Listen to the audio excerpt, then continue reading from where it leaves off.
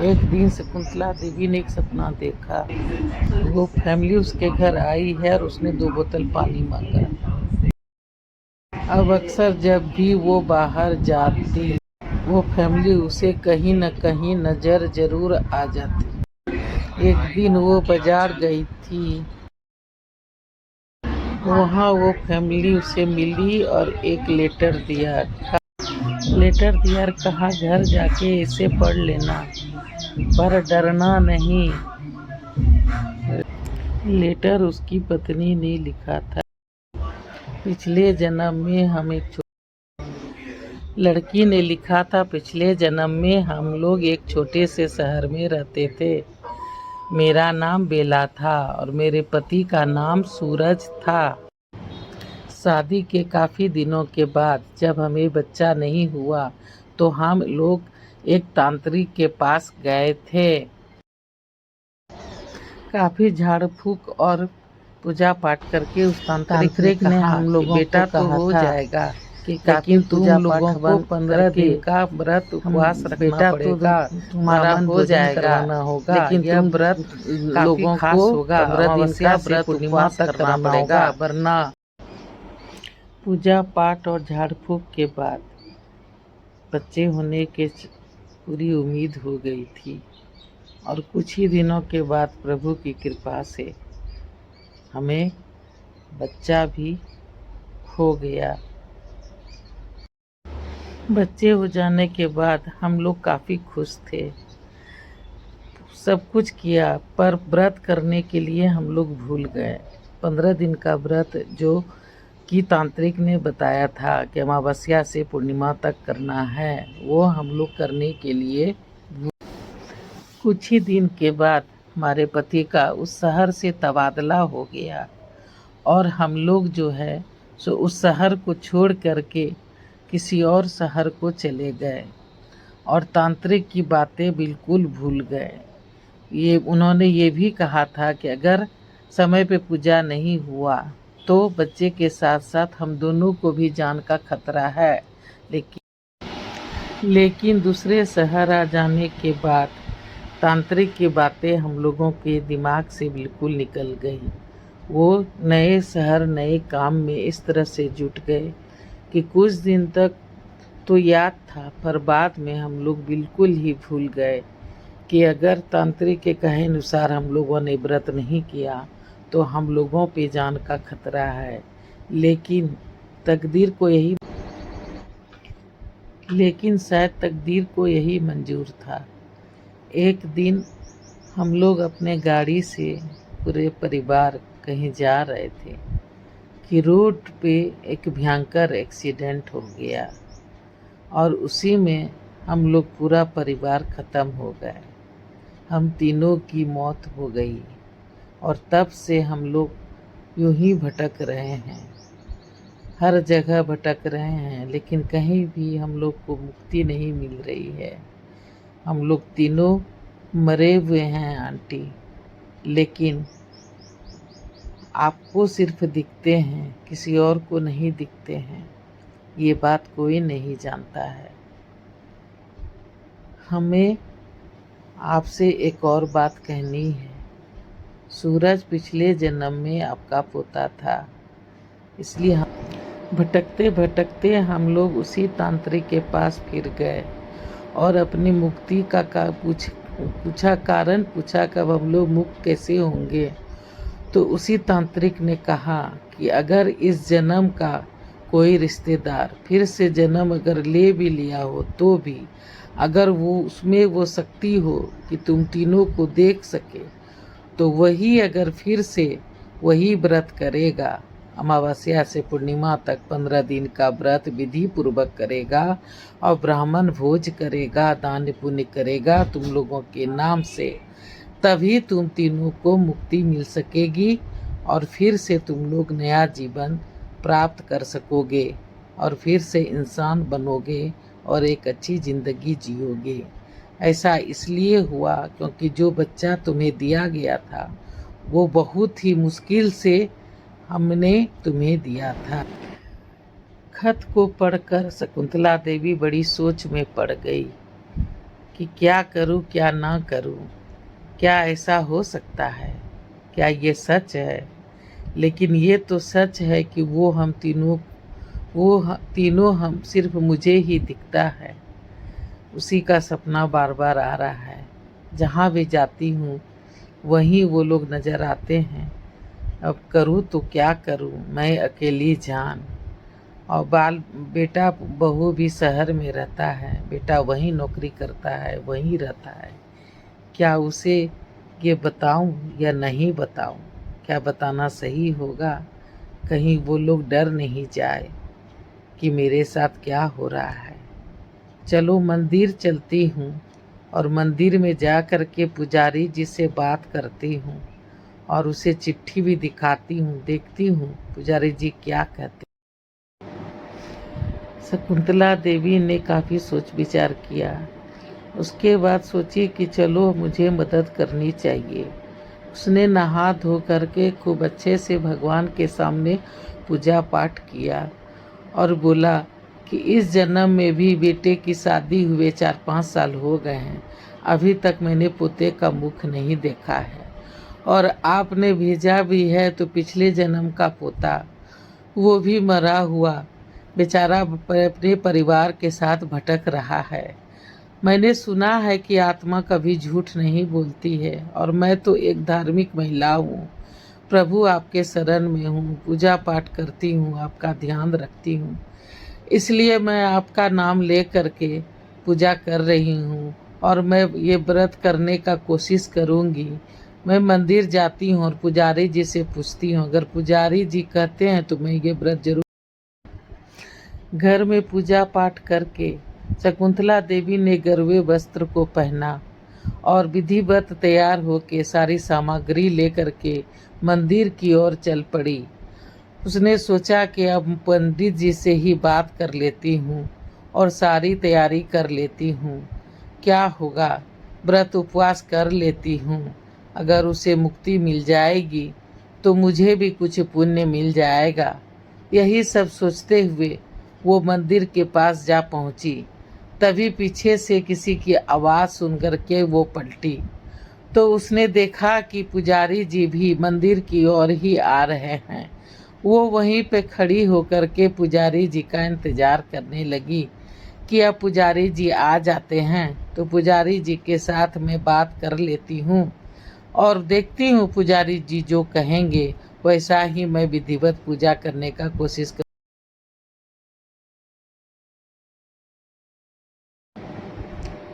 पुजारी जी को देख के शकुंतला देवी ने उनसे सारी बात कही कि पुजारी जी ऐसे ऐसे मुझे एक परिवार दिखता है, उसने एक चिट्ठी दिया है, वो पिछले जन्म का मेरा पोता है, वो भटक रहा है अपने परिवार के साथ। वो चाहता है कि मैं आने वाली अमावस्या से लेके 15 दिन तक का पूरा व्रत रखूं और फिर पूर्णिमा के दिन ब्राह्मण भोजन करा के दान पुण्य करा के विधिवत पूजा करूं, तब जाके उस बच्चे को अपने परिवार के साथ मुक्ति मिल जाएगी।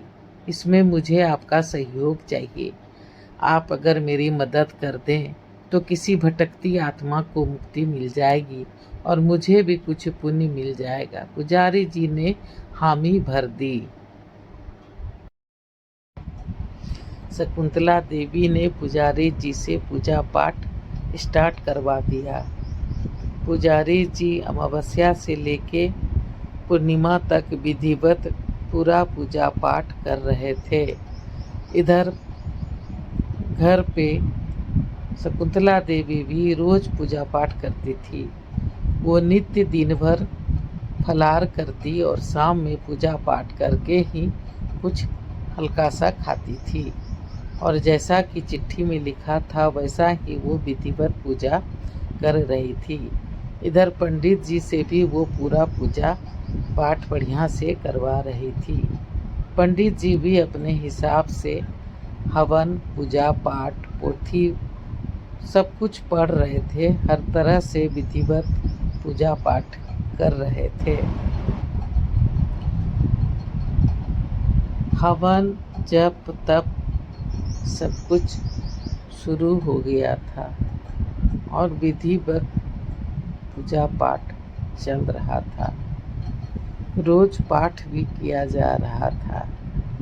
पंडित जी अच्छे थे, वो बिल्कुल अच्छे से पूजा पाठ कर रहे थे, किसी चीज़ की कमी नहीं होने दे रहे थे। शकुंतला देवी भी उनका पूरा पूरा ध्यान रख रही थी। जो कुछ भी विधि में लग रहा था वो दे रही थी। अंतिम दिन पूर्णिमा का दिन था और उस दिन पूरा पूजा पाठ होने पे था। सारा पूजा पाठ का काम खत्म हो गया था और पंडित जी ने अपनी अंतिम कथा, अंतिम पाठ करके शकुंतला देवी से कह दिया था कि अब ब्राह्मण भोजन की तैयारी कीजिए और दान पुण्य की सारी सामग्री लेके मंदिर आ जाइए। यहीं मंदिर में ही और होगा तो थोड़ा बहुत घर में भी आप ब्राह्मण भोजन करा दीजिएगा और दान पुण्य कर दीजिएगा। आज आप पूरा उपवास रखिएगा। अगर भगवान ने चाहा तो उन तीनों को मुक्ति मिल जाएगी और बहुत जल्दी ही आपको इसके बारे में पता भी चल जाएगा। शकुंतला देवी ने पूरे भोज की तैयारी कर रखी थी और बहुत सारे ब्राह्मणों के साथ साथ अच्छे अच्छे साधु महात्मा को भी बुलाया गया था और सभी पंगत में बैठ कर के भोज का आनंद ले रहे थे। साथ ही साथ उस दिवंगत आत्मा, मृत आत्मा के परिवार को मुक्ति मिल जाए, ऐसा बार बार वो लोग मन ही मन में भगवान से प्रार्थना भी कर रहे थे। किस भोज का स्वाद और प्रसाद जो था, वो भोज का प्रसाद बहुत ही स्वादिष्ट बना है, ये भी सभी लोग बोल रहे थे। शकुंतला देवी ने अपनी पूरे देख रेख में सारे इंतजाम करवा रखा था। सभी भोज का पूरा आनंद ले रहे थे। भोज के बाद ही शकुंतला देवी ने सबको दान पुण्य भी दिया था। मंदिर में दान पुण्य करने के बाद, जैसा कि पंडित जी ने कहा था, शकुंतला देवी घर आ गई थी और रात में पूजा पाठ करके फिर से अपने घर में भी 2-4 ब्राह्मणों को विधिवत भोजन करवाया ताकि उसका व्रत पूरा हो सके और वो कल से नमक खा सके। ये 15 दिन उसने पूरा फलाहार ही रखा था और अपना तन मन धन से पूरे अच्छे से पूजा पाठ की थी। घर में भी किया था, पंडित से भी करवाया था, सारे विधि पूर्वक सारी पूजा पाठ करवाए गए थे। अब वो प्रार्थना मन ही मन प्रभु से कर रही थी कि मेरे पिछले जन्म के पोते को सपरिवार मुक्ति मिल जाए भगवान, और उसे मुक्ति मिल गई। ऐसा कुछ सपना अगर आ जाए तो बहुत अच्छा होगा, मुझे अच्छा लगा। पूजा पाठ करते काफ़ी रात हो गई थी। दान पुण्य करके पंडित पुरोहित को अपना घर भेजने के बाद उस दिन शकुंतला देवी को बहुत ही अच्छी नींद आई और उसने प्रभु का स्मरण करके प्रार्थना फिर से किया कि प्रभु उन लोगों को मुक्ति दे देना। ऐसा कह करके वो सो गई। सपने में उसने भगवान जी को देखा। भगवान जी के साथ ही साथ उसने उस भव्य मंदिर का भी दर्शन किया। सारे सपने जो है उसने सवेरे सवेरे देखा था। उसे लगा कि जब मैंने मंदिर का सपना देखा है और भगवान जी को देखा है तो शायद इसका यही तात्पर्य है कि उन तीनों को मुक्ति मिल गई और अब उन लोग का जन्म हो जाएगा। दूसरे दिन शकुंतला देवी अपने घर में बैठी थी और यही सोच रही थी कि पता नहीं उन तीनों को मुक्ति मिली कि नहीं मिली। मैंने तो सारे पूजे पाठ बढ़िया से करवाया, अच्छे पंडित जी से करवाया, भगवान का दर्शन भी हुआ, मंदिर भी सपने में आया, लेकिन फिर भी मुझे समझ में नहीं आ रहा है कि कैसे पता करूं कि उन तीनों को मुक्ति मिली कि नहीं मिली। दिन भर शकुंतला देवी इसी सोच में लगी रही और यही सोच उस पर बार बार हावी होता रहा और यही सोचती रही कि पता नहीं उन तीनों को मुक्ति मिली कि नहीं मिली। यही विचार दिन भर उसके दिमाग में घूमता रहा और वो इसी उधड़े बुन में रही। रात में वो अपने बेडरूम में तो आ गई थी, पर चहलकदमी कर रही थी। उसे नींद नहीं आ रही थी। उसे समझ में नहीं आ रहा था कि क्या करूं, क्या ना करूं, कैसे पता करूं। काफ़ी रात हो जाने के बाद जब उसे नींद आई तो वो अपने बिस्तर पे सो गई और तब उसने रात में जो है सो अपना सपना देखा और उसने सपने में उस तीनों को देखा और उस तीनों ने कहा कि दादी माँ, हम सबको मुक्ति मिल गई है और हम तीनों का अब फिर से जन्म हो जाएगा। और अगर भगवान ने चाहा तो सूरज ने कहा कि मैं फिर से इस जन्म में भी आपका ही पोता बन के आऊँगा। आप विश्वास रखिए कि इस जन्म में भी मैं आपका ही पोता बनूँगा, आपका ही। रात में सपने में उन तीनों को देख करके शकुंतला देवी बहुत ही खुश हो गई, लेकिन फिर भी अपने आप को विश्वास दिलाने के लिए उसने सोचा कि आज फिर मैं बाज़ार जाती हूँ और देखती हूँ, अगर वो तीनों मुझे कहीं नज़र नहीं आएंगे तब मैं समझ लूँगी कि उन तीनों को मुक्ति मिल गई है। वैसे आत्मा तो झूठ नहीं बोलती। जब तीनों ने कह दिया है कि उसे मुक्ति मिल गई है तो उसे ज़रूर मुक्ति मिल जाएगी। और सूरज ने वादा भी किया है कि वो फिर से मेरा ही पोता बन के इस जन्म में भी आएगा। पिछले जन्म की तो याद नहीं है, लेकिन इस जन्म में अगर वो मेरा पोता बन के फिर से आ जाएगा तो मुझे बहुत ही अच्छा लगेगा। ऐसा सोच करके शकुंतला देवी तैयार होने लगी और बाजार की ओर जाने लगी।